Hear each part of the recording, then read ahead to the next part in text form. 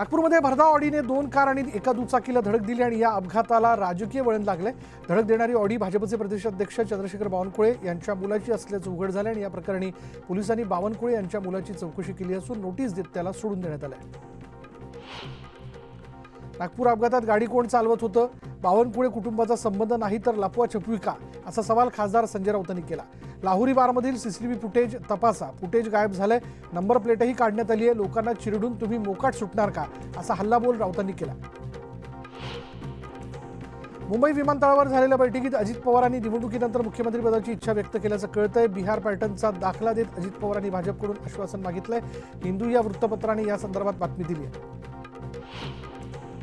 तर हिंदूची बातमी धादांत खोटी आहे, बिहार पॅटर्न्सबाबतच्या बातमीत काही तथ्य नाही, अशी प्रतिक्रिया अजित पवारांनी दिली। शहांसोबत सीएम पदाबाबत कोणतीही चर्चा झाली नाही, असं स्पष्टीकरण अजित पवारांनी दिलं।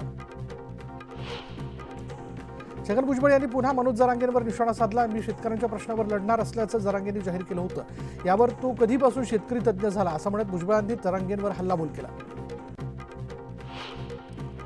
बारामतीत युगेंद्र पवारांच्या स्वाभिमानी यात्रेला आजपासून सुरुवात झाली। कन्हेरी इथल्या मारुती मंदिरात दर्शन घेऊन युगेंद्र पवारांनी आपल्या यात्रेला सुरुवात केली। ही स्वाभिमानी यात्रा 12 दिवस तालुक्यात असणार आहे। उमरेंच्या बंडखोरीनंतर उद्धव ठाकरे पहिल्यांदाच पैठणमध्ये येतात आणि रविवार 15 सप्टेंबर रोजी ठाकरेंच्या उपस्थितीमध्ये संत एकनाथ कारखान्याचे चेअरमन सचिन घायाळ यांचा पक्षप्रवेश होणार आहे आणि यावेळी जनसंवाद मेळाव्याचंही आयोजन करण्यात आलं।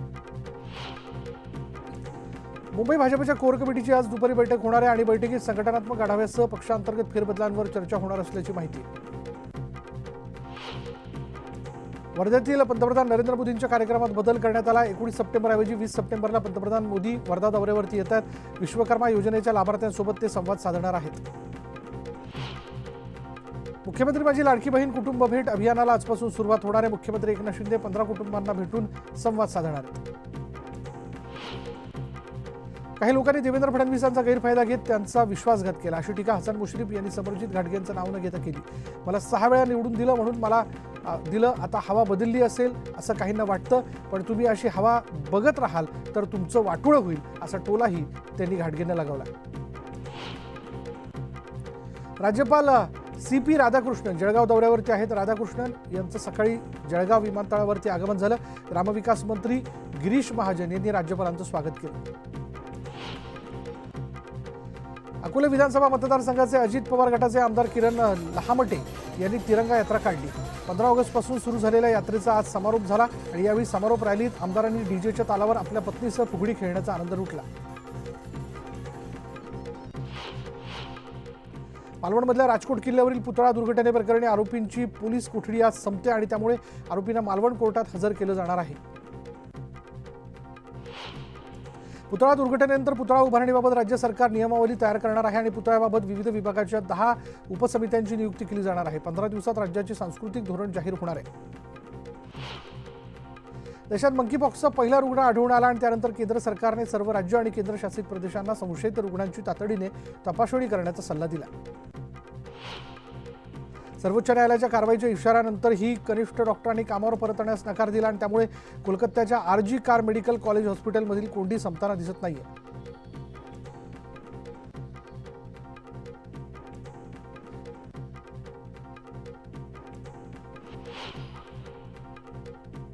नऊ कॅरेटच्या सोन्यासाठी हॉलमार्किंग बंधनकारक करण्याचा विचार भारत सरकार करते आणि यासंबंधीची घोषणा लवकरच केली जाऊ शकते, असं उच्चस्तरीय सूत्रांनी सांगितलं। प्राप्त माहितीनुसार कमी कॅरेटच्या सोन्याची मागणी अलीकडे वाढत चालली आहे।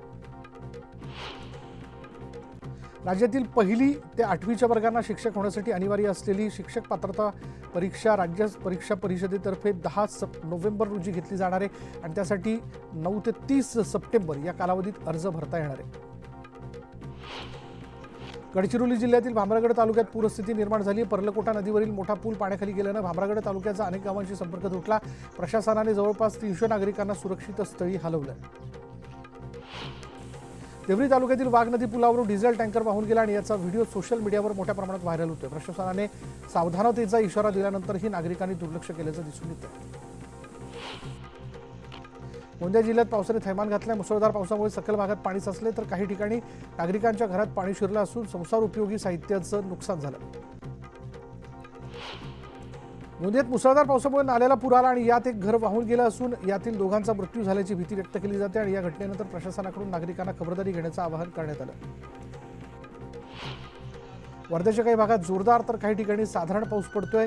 धनोडी इथल्या लोअर वर्धा प्रकल्पाच्या क्षेत्रात पाणीसाठा वाढला आणि त्यामुळे धरणाच्या 3 दरवाजातून पाण्याचा विसर्ग केला जातोय। मराठवाड्यात अतिवृष्टीमुळे शेतीचं मोठं नुकसान झालंय। 22,48,445 शेतकऱ्यांना याचा फटका बसलाय आणि दरम्यान 7,20,000 हेक्टरवरील नुकसानीचे पंचनामे पूर्ण करण्यात आले। गोंदिया जिल्ह्यात रात्रीपासून मुसळधार पाऊस कोसळतोय। शहरातील अनेक भागात पाणी साचलंय। घरात पाणी शिरल्यानं नागरिकांचे मोठे हाल होत आहेत। सातपुडा पर्वतरांगेत सतत पाऊस झाल्यानं मुक्ताईनगरमधील वडोदा मच्छिंद्र तलाव 100% भरला। त्यामुळे वन्य प्राणी आणि परिसरातील सिंचनाचा पिण्याच्या पाण्याचा प्रश्न सुटलाय। शेतकऱ्यांसह सर्वसामान्यांना दिलासा मिळेल। बीडच्या परळी शहरात सरस्वती नदीच्या पुराचं पाणी घरांमध्ये शिरल्यानं 500 कुटुंबांचं आर्थिक नुकसान झालं। त्यांना तात्काळ दिलासा देत नाथ प्रतिष्ठानच्या वतीनं 10,000 रुपये आणि शासनाच्या वतीनं 5,000 रुपये मदत देण्यात आली। पालकमंत्री धनंजय मुंडे यांच्या हस्ते मदतीचं वाटप करण्यात आलं। राज्यात पावसाचा जोर काहीसा कमी झालेला असला तरी काही ठिकाणी पाऊस होतोय। आता पुन्हा एकदा कोकण आणि मध्य महाराष्ट्रातील काही जिल्ह्यांना हवामान विभागाने मुसळधार पावसाचा इशारा दिला। पुण्यातील काही भागांमध्ये डासाचं प्रमाण वाढलंय। मुढवा केशवनगर भागात डासांच्या उपद्रवामुळे नागरिक त्रस्त झाले। संध्याकाळी 5 नंतर घराबाहेर पडणं नागरिकांसाठी खूप त्रासदायक झाले। महापालिकेने यावर तातडीने उपाययोजना कराव्यात अशी मागणी करण्यात येते। नागपूरकरांना लवकरच एक नवी वंदे भारत एक्सप्रेस मिळणार आहे। पंतप्रधान नरेंद्र मोदी 15 सप्टेंबरला नागपूर ते सिकंदराबाद या नव्या वंदे भारत रेल्वेला हिरवा झेंडा दाखवतील। पिंपरी चिंचवडमध्ये बुधवारपासून वाहतूक मार्गात बदल केले जाणार आहेत। गणेश विसर्जन मिरवणुकांमध्ये वाहतूक कोंडी होऊ नये म्हणून सांगवी हिंजवडी परिसरातील वाहतूक मार्गामध्ये बदल करण्याचे आदेश देण्यात आले। महापालिकेच्या स्थापत्य विभागाची कामं घेण्यासाठी 40% कमी दराने निविदा भरून रस्ते दुरुस्ती पेवर ब्लॉकची निकृष्ट कामं करणाऱ्या 11 ठेकेदारांना एका वर्षासाठी काळ्या यादीत टाकण्यात आले। निकृष्ट झालेल्या कामाचे दुप्पट पैसे ठेकेदारांकडून वसूल केले जाणार आहेत।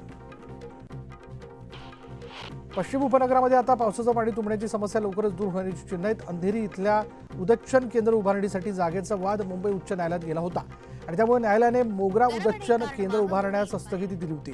मात्र आता ही स्थगिती उठवण्यास आल्यामुळे केंद्र उभारण्याचा मार्ग जो आहे तो मोकळा झालाय।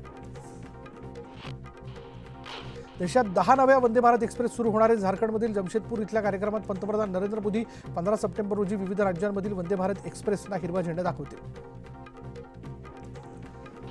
समृद्धी महामार्ग पुण्याला जोडला जाणार आहे। पुणे आणि शिरूर दरम्यान प्रस्तावित असलेला 53 किलोमीटरचा 6 पदरी उड्डाण मार्ग अहमदनगर आणि छत्रपती संभाजीनगर मार्गे समृद्धी महामार्गाला जोडण्यात येणार आहे। पुण्याजवळील केसनंद गावातून या उड्डाण मार्गाची सुरुवात होणार आहे। रेल्वेने यंदाच्या गणेशोत्सवात कोकण रेल्वे मार्गावर 325हून अधिक गाड्या दिलेल्या आहेत। रेल्वेने प्रवाशांची अतिरिक्त गर्दी लक्षात घेऊन पनवेल ते मडगाव दरम्यान 2 विशेष गाड्या चालवण्याचा निर्णय घेतला।